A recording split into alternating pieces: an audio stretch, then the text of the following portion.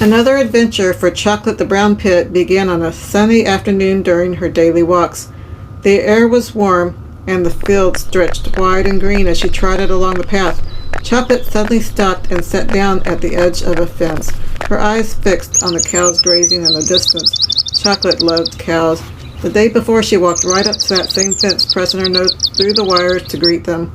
The cows had wandered over, curious and gentle, and a few had even given her a friendly lick. Chocolate had stood perfectly still, eyes half closed as if in a happy trance. Now she waited again, staring at the cows with quiet devotion. She wouldn't budge. Her owner tugged gently on the leash, but Chocolate stayed put, tail wagging slowly, waiting for her big, gentle friends to come closer. Eventually, the cows began to wander towards the fence, and Chocolate's tail wagged faster. When they reached her, she leaned forward, letting them lick her on the face, just like before. Only after her cow friends had given her their greeting did she finally agree to head home. By the time they returned, the sun was lower in the sky. Steve looked up from the porch and said, "Boy, you were gone a long time." Chocolate's owner laughed and replied, Chocolate wouldn't come home until the cows came. Steve chuckled, "You mean she wouldn't come home until the cows came home?"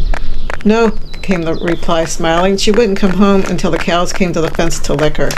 It had taken a long wait and eventually a gentle lift into her owner's arms to get Chocolate moving again, but that's how Chocolate was. Chocolate loved cows, and no walk was complete without a visit from her favorite friends in the field. The Adventures of Chocolate the Pitbull and the Pile of Dirt. Chocolate the Brown Pitbull lived her daily adventures. Every morning she trotted down the road with her tail wagging and her nose sniffing everything in sight. One sunny day she spotted something new, a big fluffy pile of dirt. Curious Chocolate trotted over and gave it a good sniff. But oh no, the dirt pile wasn't just dirt, it was a fire ant hill. "Ouch, ouch, ouch," Chocolate yelped as tiny ants crawled all over her nose. Her owner rushed over, brushing the ants away as fast as possible. Poor Chocolate's nose was sore and itchy the rest of the day. The next morning, Chocolate was ready for another adventure, but when she saw another pile of dirt in the road, she looked at it and then she jumped back. Her paws stopped moving, her tail dropped. Roxy, her brave sister, walked right through the dirt pile without a care. Even her owner kicked the dirt pile to show Chocolate it was safe. But Chocolate wouldn't go that way. She remembered those fire ants and she wasn't taking any chances, so they took the long way home that day. Chocolate had learned that sometimes even the bravest pups need a little extra time to feel safe again, and that was okay. Thank you for listening. Welcome to Redneck True Dog Stories, The Bottle, Revised. Another daily adventure for Chocolate the Brown-Nosed Pit. It began on a breezy spring morning. The house was quiet and calm. Chocolate lay stretched out on the couch, her eyes half closed in a lazy daze. Beside her, Roxy, another pit bull, was fast asleep, snoring softly. On the coffee table nearby sat an empty plastic bottle, forgotten after breakfast. The windows were open, letting in the fresh air. Suddenly, a gust of wind swept through the room. The bottle rolled, teetered on the edge of the table, and tumbled, landing right on top of Chocolate. Startled, Chocolate leapt off the couch with a yelp and darted to the corner, trembling. The noise woke Roxy, who blinked sleepily, then spotted the bottle. Her eyes lifted up with excitement. She bounded off the couch, grabbed the bottle in her mouth, and began crunching it loudly. The crackling sound filled the room as she chased poor Chocolate around the house, tail wagging, thinking it was a game. Chocolate's owner quickly stepped in, taking the bottle from Roxy's mouth and ending the chaos. Chocolate peeked out from behind the chair, still shaking but relieved. Later that day, another gust of wind blew through the open window, knocking a second bottle onto the floor. Chocolate eyed it warily, creeping closer to sniff it. Just as her nose touched the bottle, Roxy swooped in again, snatching it up and crunching it with glee. Chocolate bolted through the dog door, Roxy hot on her heels, the bottle cracking with every bite. Around the backyard they went until Roxy cornered Chocolate by the fence. Before things could get worse, their owner rushed out, took the bottle away from Roxy, and comforted Chocolate once more. By evening, the house was peaceful again. Roxy lay happily chewing on a toy that didn't make scary noises, while Chocolate rested beside her owner. Finally calm, though she kept one wary eye on the coffee table just in case another bottle decided to move. Welcome to Redneck True Dog Stories, The Feather. This story is about Chocolate the Pitbull and a feather. On a bright spring morning, the air was crisp with the scent of blooming flowers and freshly cut grass. Chocolate, a sleek brown pit bull with a shiny coat that glistened in the sunlight, trotted happily down the sidewalk toward the trailhead. Her collar jingled softly with each step, the leash held firmly by a lady with long brown curly hair that bounced as she walked.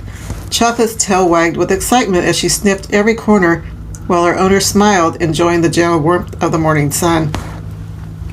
Chocolate was ready for whatever adventures the day might bring. Sandhill cranes were flying overhead, and bald eagles were in the trees. As Chocolate and her owner continued their walk, a single feather drifted down from above, twirling lazily through the air. It shimmered white against the blue sky before landing softly on the ground. By some small miracle, it struck the earth at just the right angle to stand perfectly upright. Chocolate paused. Her curious nose twitched as she leaned closer to inspect it.